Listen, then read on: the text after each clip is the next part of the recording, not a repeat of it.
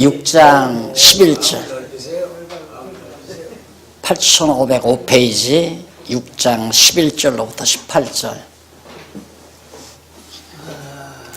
마음을 넓힐 것과 불신자와 멍에를 매지 말 것을 권고하는 내용인데, 고린도인들이여 너희를 향하여 우리의 입이 열리고 우리의 마음이 넓었으니 너희가 우리 안에서 좁아진 것이 아니라 오직 너희 심정에서 좁아진 것이니라. 내가 자녀에게 말하듯 하노니 보답하는 양으로 너희도 마음을 넓히라. 참 말이 아름답잖아요. 참 이제 번역된 거지만은 어쨌든 그 말의 흐름은, 문장의 흐름은 참 이뻐요. 말 자체가. 물론 뭐 바울이 공부도 많이 했다고 하지만은 그래도 하나님께서 그 마음에 아름다운 마음, 그런 마음을 주었기 때문에 표현도 아름다울 수밖에 없죠. 고린도인들은 사실 사악하잖아요. 지금 막 애매하게 복음을 위해서 고난당하고 순환당하고 있는 바울을 더 진구렁창에, 아주 진창에 빠뜨리는 그런 아주 사악한 무리들인데도 너희를 향하여 내가 정말 입이 열렸다. 사실 자기를 욕하고 비난하는 사람들에게, 이건 바울이고 이건 고린도인들이고, 고린도인들이 바울을 막 공격하는데 바울이 자존심이 있지 여기 입이 열리겠어요? 안 열리죠. 입이 좀처럼 안 열리는데 내가 입을 열었다. 그리고 우리의 마음이 넓었다. 입도 열리고 마음도 넓어졌다. 마음이 넓었다는 말은 하나님 중심으로 내가 생각을 한다, 그 말이죠. 그래서 어렵게 생각할 필요 없습니다. 우리가 성경에서 하나님 살아계신 것, 하나님 여호와 살아계시고 여호와 외에는 다른 신이 없는 것이 확인되기 때문에 모든 걸 여호와 하나님을 기준으로 생각하고, 여호와 하나님 기준으로 계획하고, 여호와 하나님 기준으로 행동하고, 이게 확인만 분명해서 확신만 오면 내가 하려고 노력해서 되는 것이 아니라 자연히 그렇게 되지는 거죠. 간단하잖아요. 예를 들어서 우리 가정에 딱 아버님이 살아계시다. 그러면 자녀인 내가 누구 중심으로 생각이 돼요? 당연히 아버지 중심으로. 내가 아파트를 팔까? 또 선산을 내가 팔까? 팔아서 사업을 할까? 그렇게 자기 마음대로 생각이 안 되죠. 아버지의 뜻이 무엇일까? 당연하잖아요. 그러니까 우리가 하나님이 살아계시다는 것, 여호와 하나님이 분명히 살아 존재해서 역사와 만물을 자기의 정하신 뜻대로 운행한다는 사실이 확실히 믿어지기만 하면 하나님 중심으로 생각하는 건 너무 당연한 거예요. 생각이 하는 게 아니라 생각되어지는 거죠. 바울도 내 마음이 넓어졌다고 하는 것은 하나님 살아계시니까, 하나님이 분명히 살아계시는데 좁은 내 마음을 가지고 나도, 너희들이 나를 욕한다고 해서 나도 너희들을 욕하지는 않는다, 이 말이에요. 내가 너희와 맞붙어서 이렇게 싸움하고 지지고 볶고 안 한다, 이거죠. 참, 그래서 이제 제가 처음에는 이제 초기에는 20대 좀 지나서는 20대에는 존경하는 사람 하면 바울 그랬어요. 바울. 존경하는 사람, 바울. 그런데 지금 이제 바울을 존경하는 게 아니라 바울을 바울 되게 하신 성령의 능력을 의지하는 거죠. 성령의 능력이 바울을 바울 되게 한 거거든요. 그러니까 내가 볼 때 참 사람 참 치졸하다, 치사하다 이런 생각이 사람인지라 어떤 때는 척 들 수 있잖아요. 아차, 내 그러죠. 그런 생각하다가도 아차. 그러면 결국 치졸하다고 생각했지만은 그 사람을 치졸한 인간으로 대하는 행동은 아무래도 늦어지거나 나타나지 않는 거죠. 왜? 아하, 하나님이 그 사람의 마음을 좁게 만들어 놓으니까 그렇게 옹졸하게 생각하고 옹졸하게 행동하는구나. 누가? 하나님께서 성령을 통해서 그렇게 넓은 마음을 안 주니까. 그러면 이 사람을 내가 비판한다고 하는 것은 내가 기준이 되지는 거예요. 내가 기준이. 그러니까 내가 나 스스로 된 줄로. 그러니까 내가 이 사람을 비판하고 욕하지 않는 것도 하나님께서 나에게 은혜를 베풀어 깨닫게 하셨기 때문에 나로 하여금 그렇게 넓은 마음을 가지고 입도 열고 마음도 넓히게 하나님께서 성령께서 역사하셨다. 그런 얘기입니다. 그래서 이것이 이제 기독교 윤리의 핵심이에요. 지금 제가 말씀드리는 이 내용이 기독교 윤리, 이렇게 윤리학을 만들어낼 수 있죠. 윤리학. 근데 그런 거 필요 없어요. 내가 볼 때는 그런 막 그 복잡한 내용들이 필요 없어요. 그냥 성경을 알면 성경 안에 다 있어요. 모든 게 다 있어요. 전부가 다. 그러니까 성경만 알면 그렇잖아요. 정치학도 있고 윤리학도 있고 사회학도 있고 인문학도 있고 뭐 없는 게 없어요. 성경 안에 전부가 다 있어요. 처세학도 있고. 자, 그래서 바로 너희들 마음을 넓히라고 이렇게 제발 우리가 입을 열고 마음을 넓혔으니까 너희가 우리 안에서 좁아진 게 아니다. 너희들이 지금 마음이 좁아졌는데 오직 너희 심정에서 우리 안에서 좁아진 게 아니고 너희 심정, 너희 스스로 안에서 너희들이 그냥 완전히 옹졸해져 버렸다. 상대를 이해하지 못하고 험담하고 비난하고 욕하고 정죄하고 오직 너희 심정에서 좁아진 것이니라. 내가 자녀에게 말하듯이 내가 사랑하는 내 자녀에게 말하듯이 보답하는 약으로 자녀에게 말하듯이 그렇게 이쁘게 너희에게 말하니까 제발 여기에 보답하는 양으로 너희도 마음을 좀 넓혀다오. 간청을 하죠. 너희는 믿지 않는 자와 멍에를 같이 하지 말라. 의와 불법이 어찌 함께하며 빛과 어둠이 어찌 사귀며 그리스도와 베알리알이 이게 귀신의 영 아니에요. 베알리알이 어찌 조화되며 믿는 자와 믿지 않는 자가 어찌 상관하며 하나님의 성전과 우상이 어찌 일치되리요. 우리는 하나님의 성전인데 우리는 살아계신 하나님의 성전이라. 우리가 하나님의 성전인데 이와 같이 하나님께서 가라사대 내가 너희 가운데 저희 가운데 거하여 두루 행하여 나는 저희 하나님이 되고 저희는 나의 백성이 되리라 하였느니라. 우리가 하나님의 백성이고 하나님은 우리 하나님이 됐다. 그러므로 주께서 말씀하시기를 너희는 저희 중에서 나와서 따로 있고 부정한 것을 만지지 말라. 내가 너희를 영접하여 너희에게 아버지가 되고 너희는 내게 자녀가 되리라. 전능하신 주의 말씀이니라 하셨느니라. 바울이 자기를 아버지처럼 취급해요. 너희는 내 자녀가. 자기를 통해서 복음을 받고 그렇게 됐기 때문에 내가 아버지처럼 자녀에게 하듯이 말하는 거니까 내 권고를 들어라. 이런 얘기죠.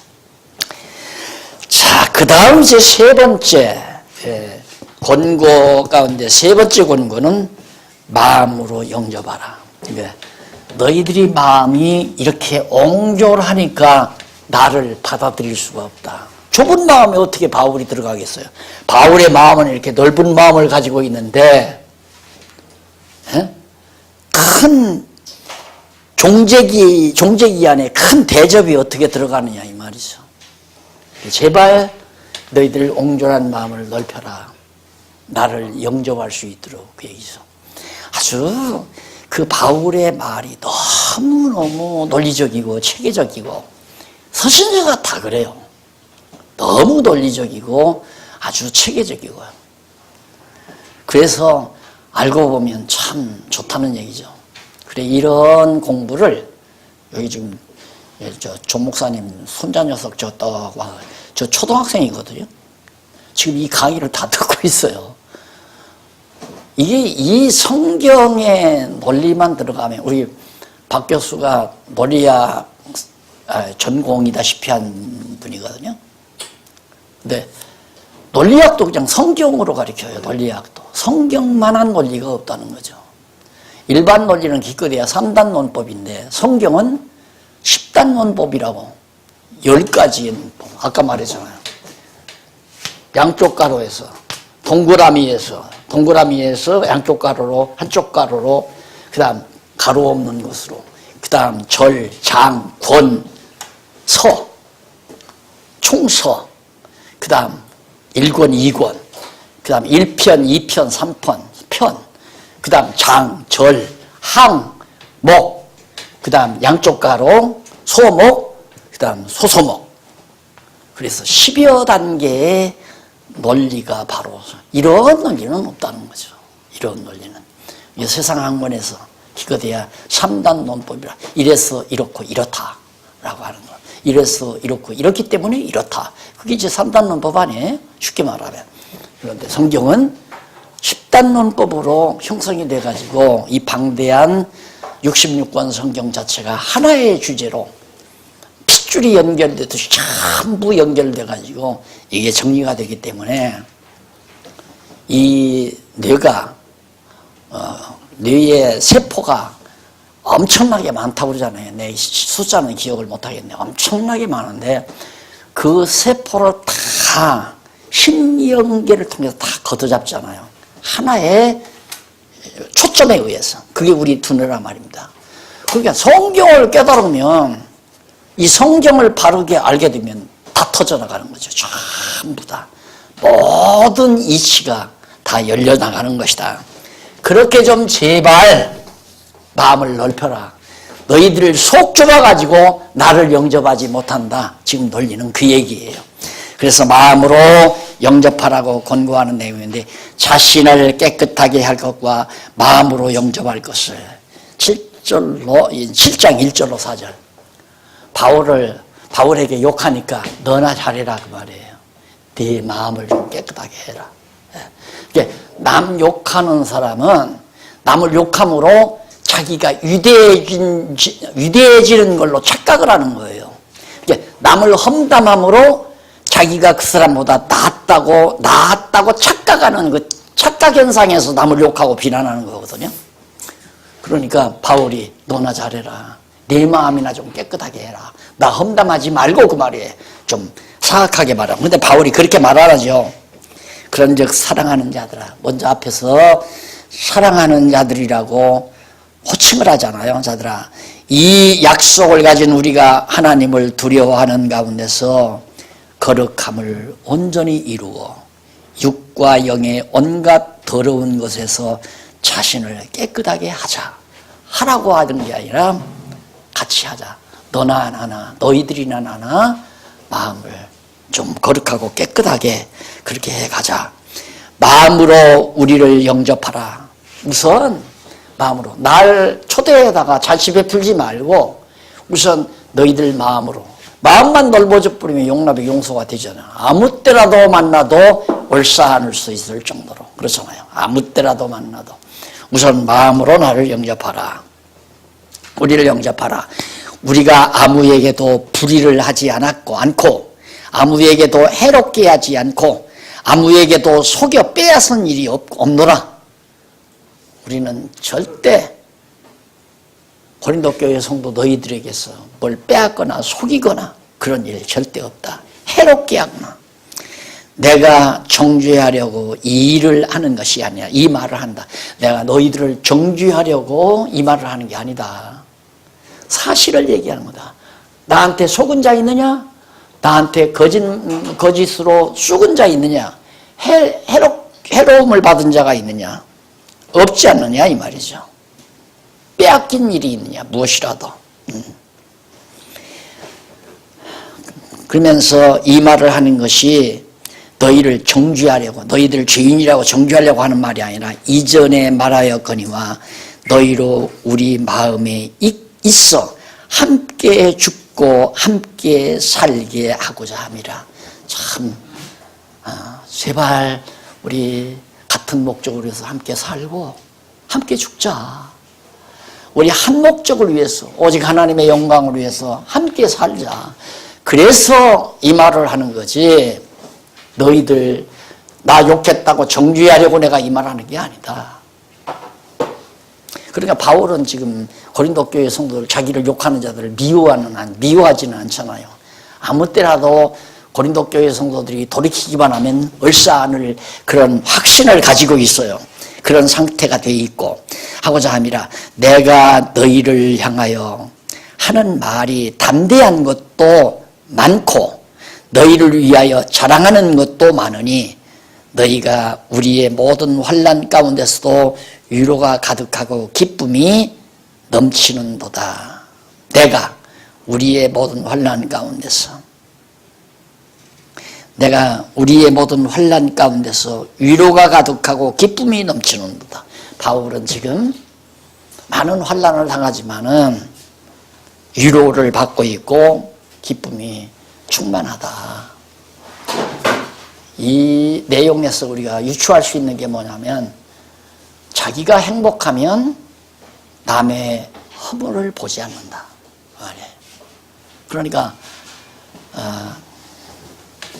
예를 들면 죄송합니다. 이런 예가 좀 너무 하는지 모르지만은 생활 수준이 낮은 어려운 생활을 하고 있는 그런 사람들이 모이면 남을 올려놓고 난도질을 합니다.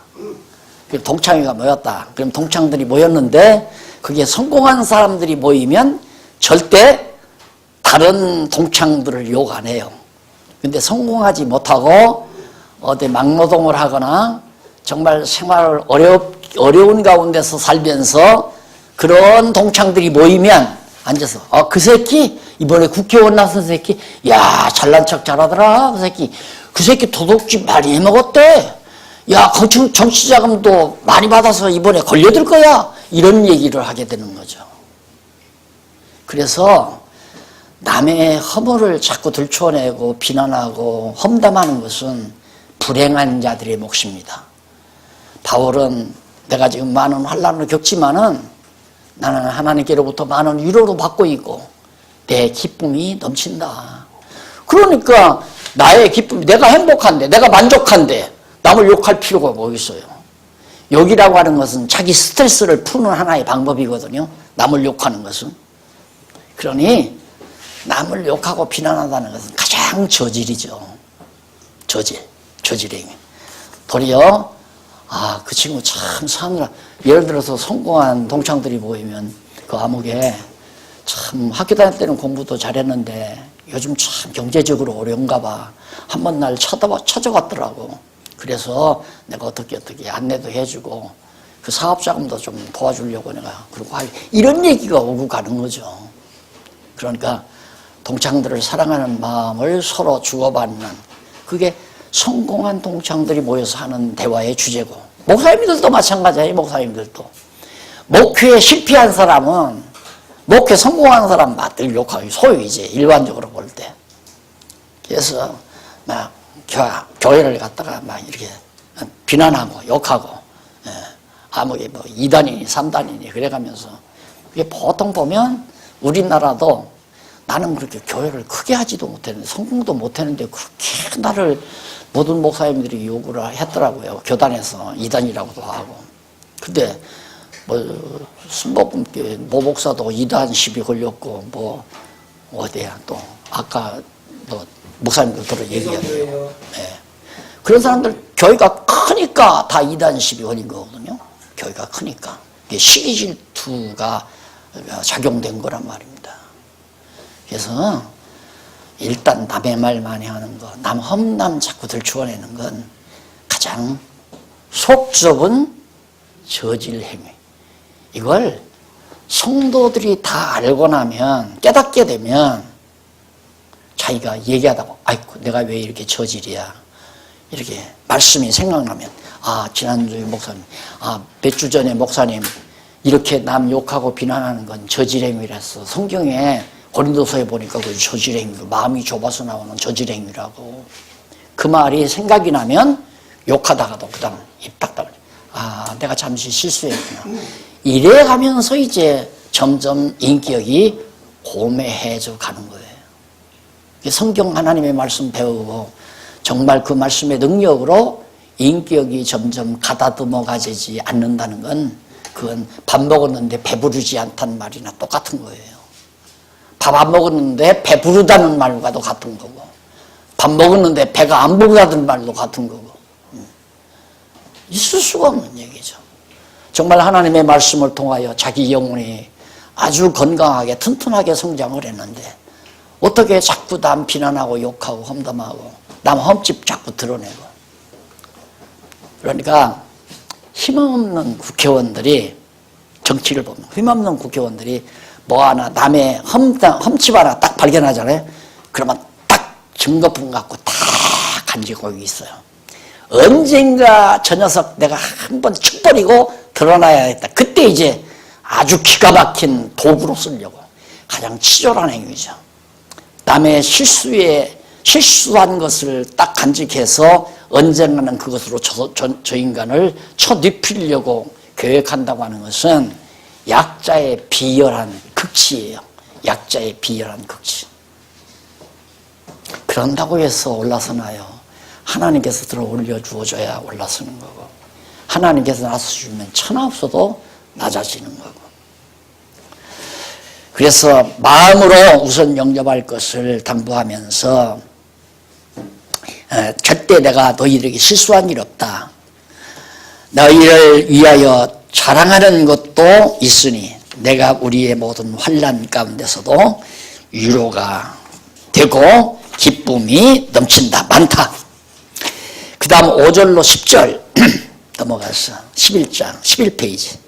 환난 중에도 기쁘게 한 것과 뜻대로 근심한 것을 칭찬하는 내용입니다. 자, 환난 중에도 기쁘게, 누가? 성령께서 나를 환난 중에도 기쁘게 했고, 근심도 하나님의 뜻대로 근심하게 했다 하는 얘기예요. 그러니까 내가 기뻐하는 것이나 근심하는 것이나 하나님의 손에 다 달려있다. 하나님이 나를 기쁘게도 하고 근심하게도 하고. 자, 우리가 마게도냐에 이르렀을 때에도 우리 육체가 편치 못하고 사방으로 환난을 당하여 우겨쌈을 당하잖아. 이쪽에서만 바울을 핍박하는 게 아니라 동쪽에서도 서쪽에서도 북쪽에서도 남쪽에서도 계속 바울을 사방에서 핍박을 하니까 밖으로는 다툼이요 안으로는 두려움이라. 바울이 그렇게 살아요. 정말 이러다가 내가 맞아 죽지 않는가, 이러다가 내가 정말 병들어 죽지 않는가. 자, 그러면서 그러나 6절, 비천한 자들을 위로하시는 하나님이 기도의 오므로 우리를 위로하였으니 저의 온 것뿐 아니라 오직 저가 너희에게 받은 그 위로로 위로하고 너희의 사모함과 애통함과 나를 위하여 열심히 있는 것을 우리에게 고함으로 나로 더욱 기쁘게 하였느니라. 자, 이 내용이 뭐냐면 정말 자기가 환난 속에서 어려울 때 과거 얘기예요. 기도가 고린도 교회 성도들이 보내준 생활비죠. 쉽게 말하면 선교비. 그 선교비를 가지고 그 어려울 때 엄으로 바울이 그걸 받고 너무 잊을 수가 없으니까 이걸 한번 회고해 주는 겁니다. 너희의 사모함과 애통함과 나를 위하여 열심히 있는 것, 얼마나 나에 대한 관심이 많은가. 이것이 우리에게 이것을 그런 너희들의 고린도 교회 성도들, 과거에 그런 성도들의 마음을 기도를 통해서 전달받았다, 그 말이 받았는데 그걸 통해서 많은 위로가 됐다. 그러므로 내가 편지로 너희를 근심하게 한 것을 후회하였으니 쓰나 지금은 후회하지 아니함은 그 편지가 너희로 잠시 근심하게 한 줄을 알미라. 그러니까 과거에 그렇게 잘했는데도 고린도 전서에서 여러 가지 막 책망도 하고 막 그랬잖아요. 아, 내가 공연히 그렇게 성도들의 마음에 상처를 줄 수 있는 말을 공연히 했나 하고 근심을 했는데 지금은 안 한다. 왜? 그렇게 그런 편지를 보내므로 너희에게 하나님의 뜻에 합당한 근심을 하게 한 것이라고 자기가 이해했기 때문에. 그래서 9절에 보면 내가 지금 기뻐함은 너희로 근심하게 한 까닭이 아니요 도리어 너희가 근심함으로 회개함에 이른 까닭이라. 너희가 하나님의 뜻대로 근심하게 된 것은 우리에게서 아무 해도 받지 않게 하려 함이라. 그 말이에요. 하나님께서 첫 번째 보낸 편지를 통해서 너희로 하여금 하나님이 근심하게 했다. 그래서 잘못된 상태에서 돌아서게 하려고, 회개하게 하려고 하나님이 그렇게 했다. 그래서 하나님의 뜻대로 근심하게 된 것은 우리에게서 아무 해도 받지 않게, 사도 바울이나 디모데를 통해서 어떤 해로움도 당하지 않도록 하시려고 하나님께서 그렇게 근심하게 한 거다. 10절 하나님의 뜻대로 하는 근심은 후회할 것이 없다. 하나님의 뜻대로 하는 근심, 그게 바로 이거 잘못했으니 어떡하나, 이 근심 아니에요? 바울에게 우리가 너무했다, 이것도 정말 하나님의 뜻대로 하는 근심이나 좋은 근심. 이런 것들은 하나님의 뜻대로 하는 근심은 사망을 이루는 것이니라. 세상 근심은, 하나님의 뜻대로 하는 근심은 후회할 것이 없고 구원에 이르게 하는 회개를 이루는 것이고, 세상과 육신의 소욕에 의한 근심은 도리어 사망에 이르게 한다. 그러니까 근심하면 안 됩니다, 근심하면 안 됩니다 이러지만 근심도 좋은 근심이 있고 나쁜 근심이 있다. 성령의 소욕에 의한 근심은 우리의 영혼을 더욱 강건하게 만들죠. 그러나 육체의 소욕에 의한 근심은 우리의 육신의 모든 우리의 기를 약화시켜요. 근심이라고 하는 것.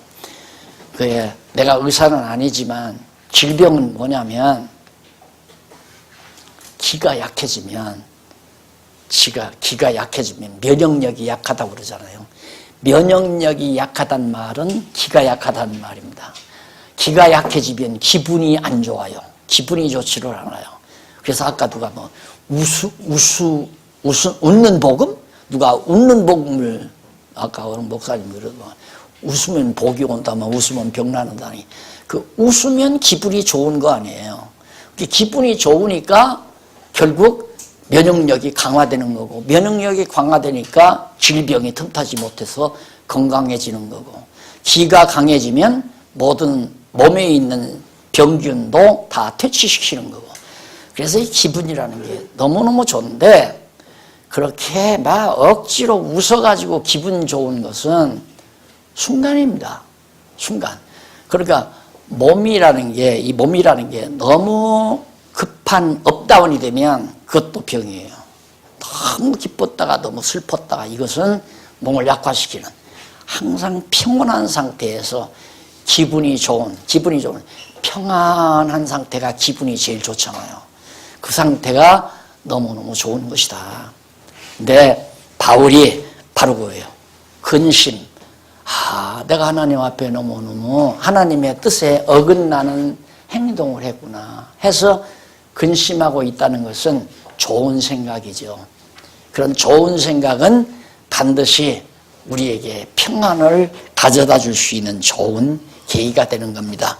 그래서 세상 근심은 죽이는 거지만 하나님의 뜻대로 하는 근심은 도리어 생명에 이르게 한다. 7장 11절로 16절에 보면 근심의 결과들로 인해서 위로와 기쁨을 얻게 함을 칭찬을 합니다. 자, 도리어 이제는 권고하면서 권고에다 칭찬, 이 안에 이제 칭찬이 들어가요.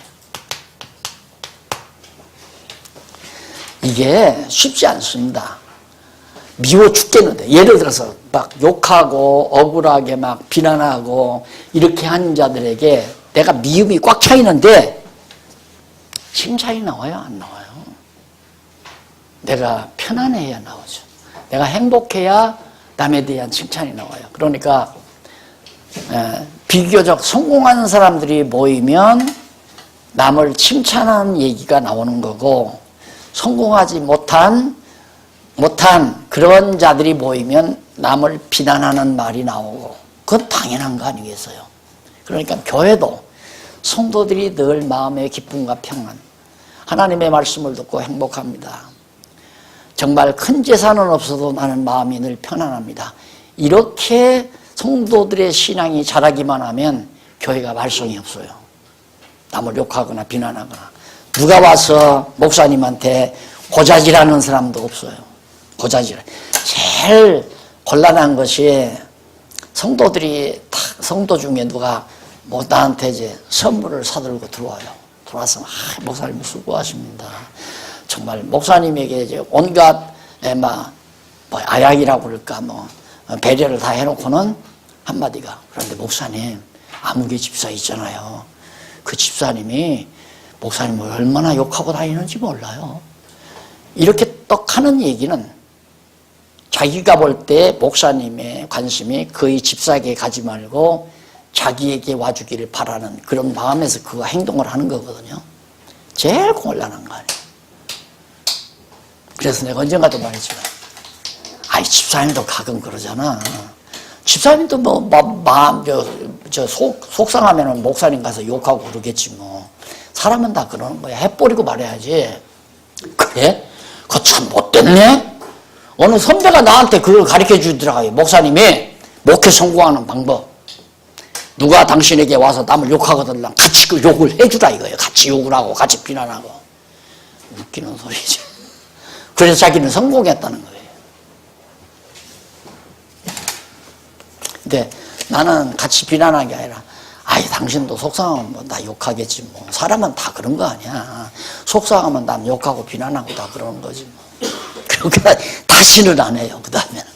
그리고 내가 또 이렇게 공개적으로 얘기한다고 하면은 나한테 와서 남말하는 성도가 거의 없어요. 해봤댔자 속 보이는 거니까. 아유 목사님은 속을 다 읽어버리네. 영안이 떴다는 거죠. 영안이 떠서 그런 게 아니라 인간 심리를 성경을 통해서 깨닫고 나니까 다 보이는 거죠. 저 사람이 왜 저렇게 행동하는가 다. 그래서 거기를 보면 그렇게 나와요. 보라, 하나님의 뜻대로 하게 한 이 근심이 너희로 얼마나 간절하게 하며 얼마나 변명하게 하며 얼마나 분하게 하며 얼마나 두렵게 하며 얼마나 사모하게 하며 얼마나 열심히 있게 하며 얼마나 벌하게 하였는가. 너희가 저 일에 대하여 일절 너희 자신의 깨끗함을 나타내었느니라. 그러니까 첫 번째 편지를 받고 너희들이 얼마나 근심하고 염려도 하고 마음이 뜨겁기도 하고 분하기도 하고 그랬겠느냐. 그런데 그걸 통해서 저 일에 대해서 일절 너희 자신의 깨끗함을 너희들이 이제 나타내게 됐다. 그러니 그 근심이 얼마나 좋은 거냐. 12절.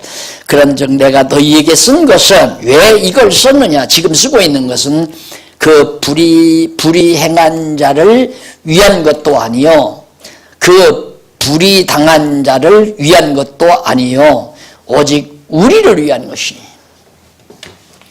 우리 자신을 위해서 내가 이 글을 쓴다.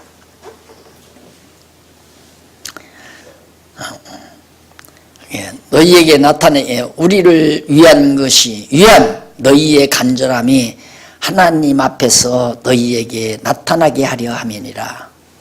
그러면서 이로 인하여 우리가 위로를 받았고 우리의 받은 위로 위에 디도의 기쁨으로 우리가 더욱 많이 기뻐함은 그의 마음이 너희 무리를 인하여 안심함을 얻었음이니라. 그러니까 디도도 이제 성도들이 많이 마음이 바뀌어졌으니까 기도도 기뻐하고 기뻐하는 모습을 보고 나도 기쁘고 위로도 다. 그래서 14절 내가 그에게 너희를 위하여 자랑한 것이 있더라도 부끄럽지 아니하니 우리가 너희에게 이런 말이 다 참된 것 같이 디도 앞에서 우리의 자랑한 것도 참되게 되었도다. 하나님께서. 그러니까 디도에게 사도 바울이 물론 디도가 와서 고린도 교회 성도들의 비행을 얘기해서가 아니라 바울이 디도에게 고린도 교회 성도들을 자랑을 했다는 얘기죠. 걱정하지 마. 잘 될 거야. 그들도 이제는 좋은 신앙을 가지고 성숙해서 우리와 함께 좋은 동역자로서 같이 할 거야. 이런 좋은 얘기를 했는데 바울이 디도에게 한 말이 헛되지 않게 하나님께서 해주셨다. 그런 뜻입니다. 그래서 너희를 위하여 안심함을 얻었음이니라. 내가 그에게 너희를 위하여 자랑한 것, 아까 다 얘기한 거죠. 그러면서 15절 저가 너희 모든 사람들이 두려워하고 떨므로 자기를 영접하여 순종한 것을 생각하고 너희를 향하여 그의 심장이 더욱 깊어졌으니 디도가 그만큼 너희를 향해서 지금 마음이 깊어졌다. 내가 너희를 인하여 범사에 담대한 거로 기뻐하노라. 이제는 성도들을 고린도 교회 성도들 때문에 바울이 도리어 마음이 이제 담대했다. 왜? 하나님께서 이제 고린도 교회 성도들의 마음을 자꾸만 변화시켜서 좋은 쪽으로 나가게 해주니까. 그래서 마지막 7장 마지막 절까지 해서 바로 칭찬으로서 권고를 마무리하는 내용이 7장 마지막 절까지 소개되었습니다. 자, 그 다음 이제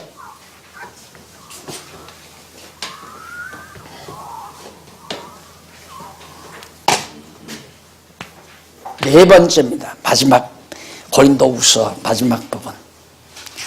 네 번째로 건덕을 위한 협력이에요. 협력. 이제 8장에서부터 13장까지. 참 너무 바울의 단합에서 일치를 이루자. 여기 이제 전서는 단합, 그 다음 일치 아니에요? 이게 전서에서 말해 단합하자. 그리고 일치를 이루자. 그러면서 자, 일치를 이루려면 화해하자. 서로 우리가 화해하자. 근데 화해가 지금 이제 전서를 통해서 점점 이루어져 가는 것에 대해서 사도 바울이 긍정적으로 지금 얘기하면서 칭찬까지 했잖아요. 그러면서 이제는 그러므로 화해가 되면 우리 같이 협력하자. 협력이라는 말이 힘을 모으자는 얘기는 힘을 모으자. 그런데 누가 한문 선생님이 그래서 십자가를 중심으로 힘을 다 같이 모으는 것이 협자다, 뭐 그렇게 얘기를 하는데, 뭐 그런 뜻으로 한문을 만들었는지 안 했는지 나는 한문 전공을 안 했으니까 모르겠지만은 그리스도 중심으로 힘을 모은다는 것은 맞는 얘기예요. 그러나 우리 인간들끼리에서 말한다면 협력보다 나는 합력이란 말을 좋아해요. 그러면 협력은 무슨 뉘앙스가 있느냐면 내가 하는 일에 당신이 나를 도와달라. 내 하는 일에 힘을 좀 모아달라. 그런 뉘앙스가 협력이라는 말에 자꾸만 느껴져서 나는 합력이라는 말로 더 좋아합니다. 제가 합력. 누구를 위한 힘을 모으는 것이 아니라 오직 그리스도 주를 위해서 하나님의 영광을 위해서 하나님의 선하신 뜻을 위해서 우리의 모든 힘을 어떤 사람은 지혜를, 어떤 사람은 건강을, 어떤 사람은 기술을, 어떤 사람은 재물을 각각 하나님께 받은 은사 따라 그런 모든 힘들을 모아서 하나님의 영광을 드러내는 뜻을 시행해 나가는 그것이 바로 교회 생활이죠. 영적 교회 생활, 신령한 예배 생활. 자, 이것이 바로 교회를 이루는 구체성입니다. 그럼 예를 들어서 우리 교회에 50명이 왔어요. 50명이 오면 이 50명들의 힘을 어떻게 하면 모을 수 있을까? 그건 다른 거 아니에요. 똑같이 힘쓸 수 있는 목적을 하나로 정해놓고 오직 하나님의 영광만으로 해. 죽어도 주를 위하여 살아도 주를 위하여 산다고 하는 그 삶의 목적이 딱 설정될 때까지 하나님의 말씀으로 양육하는 거죠. 그렇게 양육해 놓으면 50명이 합력해서 소위 그리스도를 중심으로 협력을 이루어서 선한 사업을, 선한 일을 해가는 삶 자체가 영적 예배의 삶이다. 그러니 이게 얼마나 고상한 삶입니까? 정말 우리가 땅에 발을 붙이고 살지만은 참으로 아름다운 삶이에요. 너무너무. 이 교회를 이루어서 산다는 것이 정말 아름답죠. 세상 어디에서도 발견해 볼 수 없는 가장 고상하고 아름답고 수준 높은 정말 아름다운 삶. 이것이 교회 생활이다라고 할 수 있습니다. 그래서 건덕을 위한 협력이 바로 지금 8절로 9절까지인데 그 가운데서 바로 첫 번째가 뭐냐면 협력을 촉구하는 권고. 촉구하는 권고. 이게 이제 7장에서 8장까지죠. 그러면 예를 들어서 성도들이 협력을 안 해요. 그러면 이번 주일에 내가 협력하는 걸 목표로 해서 하나님의 말씀을 전해야 되겠다면 바로 7장 8장을 다 정하면 돼요. 7장 8장을 본문으로 해서 이제 본문 설교, 주의 설교라고 할 수 있죠. 주의 설교라고도. 그런데 주의 설교는 7장 8장만 하는 게 아니에요. 8장만 가지고 하잖아요. 그러나 강론 설교는 성경 전체의 배경에서 부분을 설명할 수 있어야 강론이 가능하니까. 7장 8장을 한계로 해서 이제 할 수도 있고, 그 다음에 이제 그보다도 낮은 촉구하는 권고 가운데 그보다도 낮은 상태에서 강의를 하려면 연보로 협력함을 권고. 연보로 협력.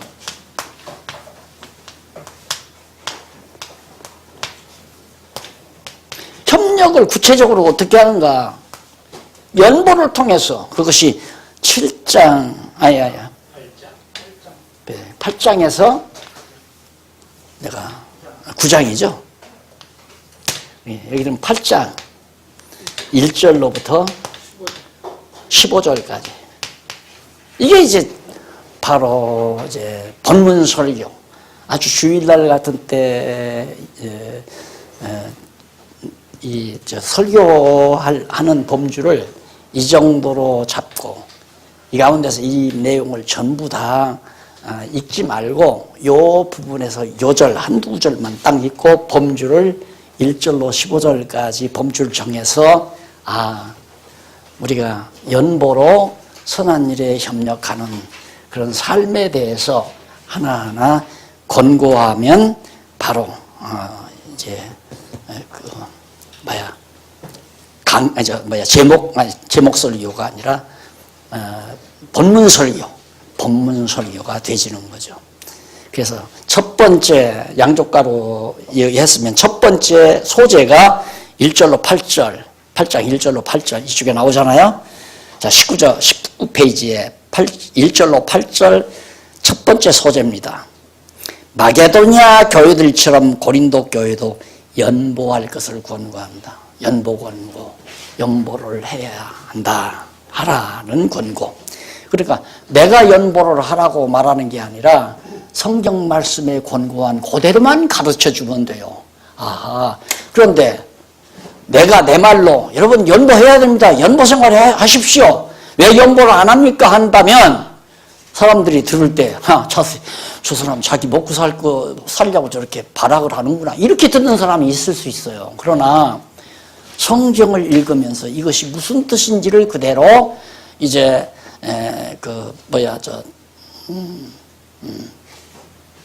본문설교, 본문에 있는 대로 해설해 주는 게 본문설교거든요. 본문에 있는 대로, 성경에 있는 대로 하나하나 이렇게 읽어주면 하나님 말씀이구나 이렇게 받는 거죠. 받는 사람 자체가. 그래서 형제들아, 하나님께서 마게도니아 교회들에게 주신 은혜를 우리가 너희에게 알게 하노니, 이 말은 마게도니아 교회가 얼마나 연보 생활에 철저히 하는가를 너희에게 알게 해주겠다. 환난의 많은 시련 가운데서 저희 넘치는 기쁨과 극한 가난이 저희로 하여금 풍성한 연보, 가난하고 어려움을 당하는 가운데도 연보가 마게도니아 사람들은 풍성하게 했다. 예, 사실 부자라고 해서 연보 많이 하는 건 아니잖아요. 가난해도 하나님께서 그런 마음을 주어야 연보를 하기 때문에 그래 넘치게 하였나니라. 그러면서 내가 증거하노니 저희가 힘대로 할 뿐 아니라 힘에 지나도록 자원하여 이 은혜의 성도 섬기는 일에 참여함에 대하여 우리에게 간절히 구하니 우리의 바라던 것뿐 아니라 저희가 먼저 자신을 주께 드리고 또 하나님의 뜻을 쫓아 우리에게 주었도다. 자, 거기에 연보의 정신, 자세 이런 것들이 다 나와요. 그 성경 구절 안에 그런 것들을 바로 뒤에 보면 쭉 설명을 했습니다. 그러니까 연보라고 하는 것은 거기 나온 대로 힘대로 해야 된다. 그뿐만 아니라 힘에 지나도록, 그 다음 자원해서, 억지로 하지 말고 자원해서 스스로 원해서 내게 만들어야 된다. 원해서 해야 된다. 자원해서. 그리고 힘에 지나도록 마게도니아 성도들은 그렇게 했다 하는 얘기죠. 그러면서 이 은혜와 성도 섬기는 일에 참여함에 대하여 우리에게 간절히 구하니 우리의 바라던 것뿐 아니라 저희가 먼저 자신을 주께 드리고, 먼저 하나님 앞에 자신을 먼저 주께 드리고 또 하나님의 뜻을 쫓아 우리에게 주었도다. 하나님께 먼저 자신을 드리고 연보는 우리에게 주었다. 우리에게 보내주었다. 그러니까 하나님 앞에 자기를 드린 사나 죽으나 주의 것이라고 바쳐지지 아니한 사람은 연보 행위가 불가능한 거죠. 그럴 때는 이제 조건을 달려. 안 하면 하나님이 벌 준다. 해야 하나님이 복을 준다. 이런 방법으로 연보를 내게 하는 것은 그건 아니잖아요. 그건 아니란 말입니다. 정말 연보하고 싶은 마음이 우러나게 해서 연보를 하게 만드는 것. 근데 제가 이제 기존의 체제 말고 정말 성경 체제대로 한번 시도를 했거든요. 했는데 참 정말로 놀라워요. 기존 체제에 의해서 할 때에는 빚을 한 푼을 못 갚았어요. 빚이 꽤 한 20억 됐는데 갚아야 되는데, 그런데 체제 개혁을 딱 해서 시도하니까 1년에 2억 내지 2억 5천, 2년 동안에 한 5억 돈을 갚더라고요. 그냥 하고 싶은 대로 하라 이거예요. 하고 싶은 대로. 이게 성령께서 그 마음을 감동해서 움직여 가니까 되더라니까요. 제 얘기는 안 합니다. 지금 저는 교회 완전히 은퇴했잖아요. 그래 행정적으로는 완전히 나는 교회를 떠났습니다. 다만 내가 하나님 앞으로부터 받은 내 사명, 말씀을 가르치는 일은 교회 행정과 관계없이 나는 해나가는 거죠. 그런데 놀라운 것은 여기저기서 바로 이 일에 동참해주는 그런 분들이 있어. 제가 하는 일에 동참해주는 분들이 있어서 일도 해나가고 생활도 해나가고. 그러니까 뭐 행정력에 의해서, 제도에 의해서, 어떤 규칙에 의해서 그렇게 하는 게 전혀 아니죠. 그게 너무 많든 적든 그게 저는 너무 좋은 거예요. 지금쯤이면 계속 기분 나쁠 때입니다, 목사가. 왜? 예산위원이 모인다고 앉아가지고 한 10대 명, 한 20명 모여 앉아서 요즘 경제가 어렵습니다. 목사님 목회비 동결합시다. 한쪽에서는 동결만 아니라 요즘 정말 모든 회사들도 지금 기축하느라고 그러는데 우리 교회도 기축하기 위해서 목사님 사례 긴축합시다. 한 2%, 5% 뺍시다. 아니면 10% 뺍시다. 이러고 앉아서 하는 거 다 안단 말입니다. 그런 얘기를 또 전해줘요. 아무개 장로가, 아무개 집사가 그걸 제안하더라고. 그러니까 와서 그걸 전해주는 사람 참 내가 물끄러움이 쳐다보죠. 그걸 왜 나한테 전해줘? 나 열받으라고 전해주는 거 아니에요. 어떻게 하면 이놈의 이 꼴을 내가 안 보고 마지막 여생 살다가 죽나. 성경대로 하자. 그래서 하다 보니까 그 꼴 안 봐서 너무너무 좋아요. 자기 돈 주는 것도 아닌데 돈 맡은 재정장로가 아주 권한이 대단해요. 자기 돈 나한테 주는 거야. 목사님 걱정하지 마십시오. 내가 그거 처리하랍니다. 차 사고가 났어요. 그러면 차 사고가 나면 예를 들어서 몇백 들어가는 차가 났다. 회장님한테 얘기할 거 아니에요. 목사님 걱정하지 마세요. 아무 걱정 안 해요. 제가 다 처리하랍니다. 내가 그렇게 말하는 나도 웃기지만은 그 말 듣고 자기가 처리하겠다고 하는 것도 웃기는 거야. 자기가 뭔데 그걸 처리해. 하려면 제재교회에 내놓고 목사님 차를 관리자가 움직이다가 사고가 나서 지금 몇백 들어가야 수리가 됩니다. 이걸 어떻게 할까요? 이렇게 상의를 해서 해야지. 자기가 다 하겠다는 거야. 별걸 많았어요. 목회 몇십 년 하면서. 그래서 거기 바로 이 모든 일에 풍성한 것 같이 이 은혜에도 풍성하게 하지니라. 그래서 그 은혜라고 하는 게 뭐냐? 연보하는 게 은혜예요. 연보 생활 자체가 은혜예요. 내가 연보할 수 있는 생활 자체가 놀라운 은혜죠. 아니 지금 돈 한 푼이 얼마나 귀한데. 근데 그걸 아끼지 아니하고 연보한다고 하는 것은 하나님의 은혜가 아니고는 불가능한 거 아닙니까? 그래서 연보에 대한 구체적인 내용이 거기 나와요. 이걸 가르치면 돼요, 그냥 쭉. 그 다음에 이제 9절로 15절까지 9절로 15절 보면 연보의 원리가 뭐고 목적 및 목적 달성 방법을 가르쳐 줍니다. 연보의 원리와 목적과 방법, 연보론이 나오죠. 연보론. 여기 이걸 정을명해서 제목 정해가지고 쭉 더 보충 설명하면 하나의 논문이 이루어집니다. 이 내용은 다음 시간, 우리 벌써 시간이 왜 이렇게 오늘은 시간이 자꾸만 빨리 가요. 자꾸만 시계를 누가 돌려놨잖아. 목사님 15절까지 끝내야 될 것 같은데 여기서 끝나는데요. 네. 연보가 15절까지 끝나니까 요거까지 끝내주셔야 돼요. 15절까지 끝내달라고? 네, 다음 시간에 안 참석하게? 아니 다음 주 연보 또 해야 되잖아요. 목사님하고 안 맞잖아요 이거. 그렇게 못하겠는데? 아니, 거기 읽어보시면 그 쭉 다 나오죠. 나오는데 거기 이제 먼저 연보의 원리는 부요하신 예수님이 하늘 보좌에서 부요했잖아요. 하나님 영광 보좌에 하나님의 영광을 같이 누렸던 분이니까 그 부요하신 분이 낮아지시면 왜? 가난한 우리로 하여금 부요케 하려 하심이라. 그게 원리예요. 예수님이 낮고 천한 땅에 오셔서 우리로 하여금 부요하게 만드시는 것이 연보의 기본 원리. 그리고 목적은 뭐냐? 목적은 감사하게 하려고 하나님께 영광을 돌리고, 목적은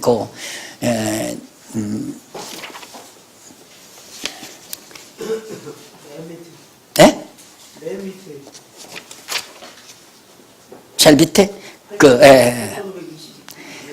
너희로 부욕케 하려 하심이라고 하니까 바울은 그리스도의 은혜에 대한 방법과 목적에 대해서 언급하고 있습니다. 그런데 그 방법은 부요하신 자로서 너희를 위하여 가난하게 되심. 그러니까 연보 방법은 내가 더 부요하려면 연보를 못해요. 내 부요함을 이렇게 나누어야 되죠. 그렇죠? 내가 예를 들어서 500만 원을 벌었다 하면 100만 원을 빼든가 50만 원을 빼든가 내게서 덜어야 연보가 가능하잖아요. 그걸 얘기하는 겁니다. 다시 말하면 본래 하나님이 부요함을 소유한 그리스도께서 낮고 천한 이 땅에 오신, 그래서 가난하게 예수님이 되시니 우리를 부요케 하려고 했다. 그런 얘기죠. 그러면서 목적은 또 어디쯤 나옵니까? 쉽게 누가 한번 찾아보시죠. 8522 네? 세 번째 어디 세 번째? 22페이지. 제일 밑에? 아니 8522페이지 세 번째 넘겨서 8522페이지 맨 밑에 보면 먼저 연보의 목적은 나오잖아요. 그리고 그 목적은 세 번째 줄, 앞부분에 나오네요. 그리고 그 목적은 그의 가난함을 인하여 너희로 부요케 하려 하심이라. 가난한 자들을 부요하게 하기 위해서 연보하는 목적이 있다. 그러니까 예를 들어서 우리는 신령한 양식을 먹고 늘 풍성하게, 영육간에 풍성하게 우리가 살잖아요. 그러면 신령한 양식을 먹지 못하고 굶주리고 허덕이는 많은 영혼들이 있는데 그들을 부요하게 하려면 복음이 전해져야 되니까 그들을 위해서 바로 협력을 해야죠. 연보를, 선교비를 내서 협력함으로 복음이 전해진다. 그래서 그들을 또 부요하게 만들어가는. 그래서 연보라고 하는 것은 선교비, 전도비죠. 전도비 아니고 구제비. 이것은 육적이고, 육적으로 풍성하게 가난한 자들이 연탄을 사다 줌으로 따뜻하게 겨울을 날 수 있게 하는 게 그것도 연보예요. 육신적으로.